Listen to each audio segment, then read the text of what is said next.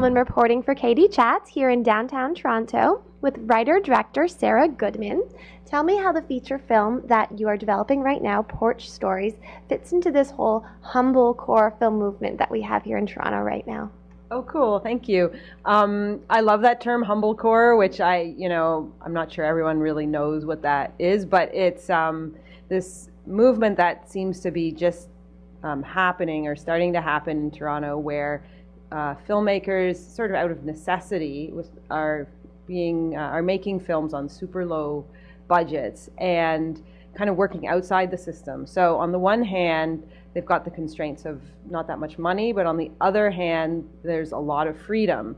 There's freedom to fail or wildly succeed, and sometimes when you've got those constraints, it helps you be really creative. So Ingrid Veninger and her film I'm a Good Person, I'm a Bad Person, also Modra, and Only are films that inspired me that I could make a film that was compelling with a small budget and with a small crew. And then there's other films that have been coming out in the last few years. Tower and Kravinya are two other films that have been critically acclaimed and shot very unconventionally, often with non-actors and with super low budget. So just sort of going out of the box. And yeah, there's something exciting about that. I feel like there's some kind of energy in Toronto around it. And you also have a great Indiegogo campaign going. What are some of the goodies we can get when we donate to the film? Well, I mean, Porch Stories is very much about a love for Toronto and a love for our arts community. So basically we wanted our perks to be very Toronto focused. So depending on how much you can afford to give, on the lower end, one of our favorite perks is subway-themed t-shirts. So you can get an Ossington t-shirt or a Lansdowne t-shirt, and it kind of depends on where your party loyalties fall and whether you're more into like the gritty trendiness of Lansdowne or the more upscale trendiness of Ossington. And so those are the two shirts we have available. And for a little bit more money, there's also a canvas bag version of that. And if you go up a little bit more, we have a walking tour by the renowned Sean McAuliffe, who's the co-founder and senior editor of Spacing and also the author of Psychogeographic Walking Tours.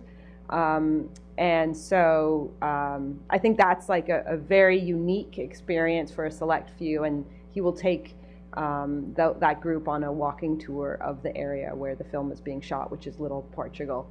And then we also have a porch hang, which is like a little party where the people who are supporters will join with the cast and crew on probably my porch, which is where a lot of the film is being shot, and there'll be a 3-course meal made from as much local produce as possible.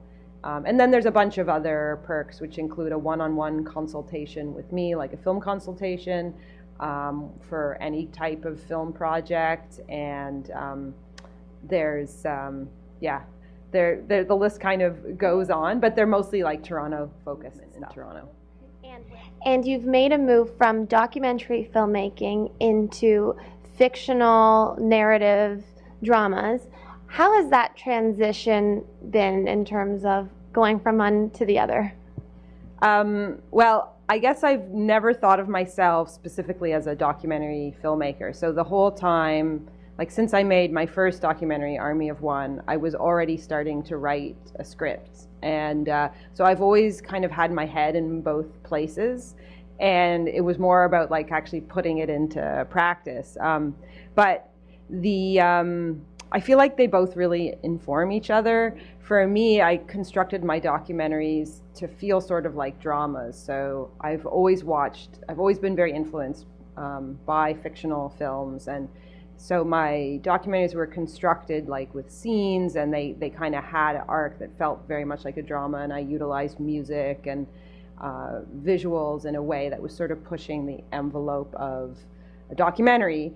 And so now that I'm working in drama, I kind of feel like my dramas are going to feel sort of like documentaries. So I kind of like being in this place which is in between the two. And I don't really like the word hybrid somehow, but I don't have another word for it, but it's definitely like being informed by real life. And a friend of mine, he coined this term. Well, Cassavetes is a big influence for me.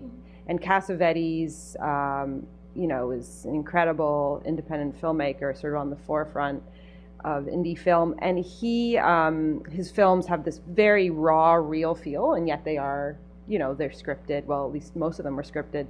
And my friend described Cassavetes as the best example of a documentary of actors playing roles, which is kind of a strange way to look at it, but in a way it's, I think it kind of sums up,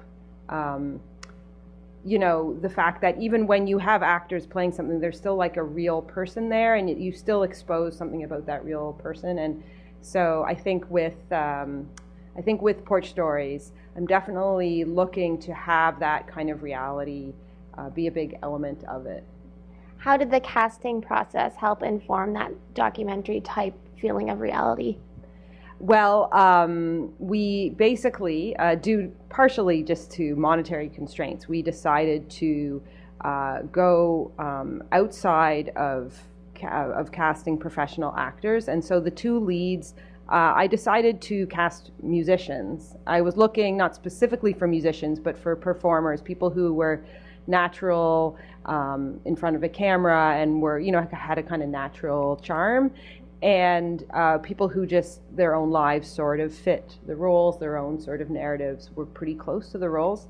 And so yeah, the two leads that I found were really outside of the box in terms of, you know, conventional casting. And it's Laura Barrett, who's an incredible musician, and Jose Miguel Contreras, who is the lead singer for By Divine Right. Yeah, and they've just sort of taken to the roles, and even though they don't have experience as actors, it seems to be, you know, developing as we go on. Tell me a little bit more about the Toronto arts community's involvement in the film. Sure. That's one of the things I'm most excited about Porch Stories is we've employed people in unconventional ways to be in the film, and there's a real focus on love for Toronto and our arts community, and kind of coming together as a community to make the project together. So another way that I'm fusing some documentary elements into the film is even the way I wrote the script, where there's a lot of side conversations that go by. I mean, the film takes place largely on a porch. And you know how when you're sitting on your porch, you hear these little snippets of conversations and then they're gone forever. And I actually eavesdropped effectively enough that a lot of those are purely from what I heard. And I'm also planning to record actual conversations as they walk by. Like we'll have like a microphone recording, you know, at certain times, not when we're filming probably. So there will be like layered in real snippets of conversation that are actually happening. And that's something I started with my documentary, When We Were Boys, where there's these transitional moments, which we called chatter. My editor, Caroline Christie, and I like carefully placed those transitional moments where you hear the chatter of boys, conversations that never took place on screen, but were picked up by our microphones. And so I'm just sort of employing that same device, but going farther with it. Yeah. What's at the heart of the story? Porch Stories is a film, I like to call it a low-budget epic about love, indecision, and porches. And to go into it a little bit more, it's there's 3 stories that take place on 3 different porches. The main story centers around a 30-something woman who's about to get married, and then a man from her past walks by. And the whole film takes place within 24 hours as the re-entry of this man into her life kind of throws her planned out life into confusion. And it's really, I mean, so it's a love triangle in a way, but it's not really about which man she chooses, but more about the idea of her getting to have agency and figure out her life. And this is kind of unfolding in a quasi-public sphere because they're on the porch a lot. And so it examines that world of the porch, which is sort of public and private at the same time. And there's two other stories happening on nearby porches, and they're influenced by what's happening on her porch, even though their lives are also separate. And one of the other stories is an older Portuguese couple who have been married for probably 60 years.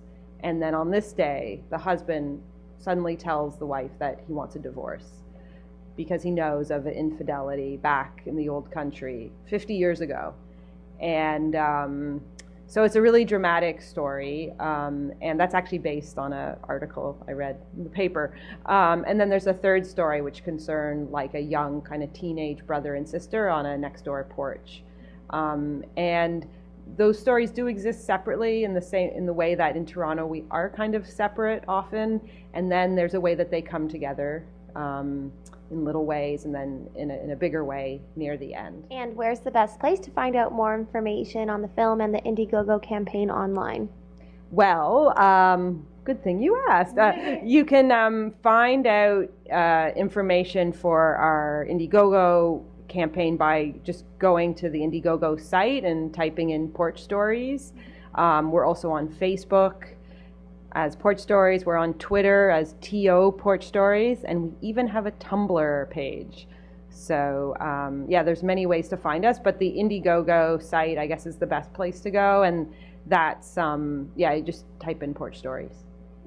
Thank you so much, Sarah. Congratulations. It was lovely chatting with you again, and best of luck with Porch Stories. Thank you, Katie. I'm Katie Allman reporting for Katie Chats here in downtown Toronto.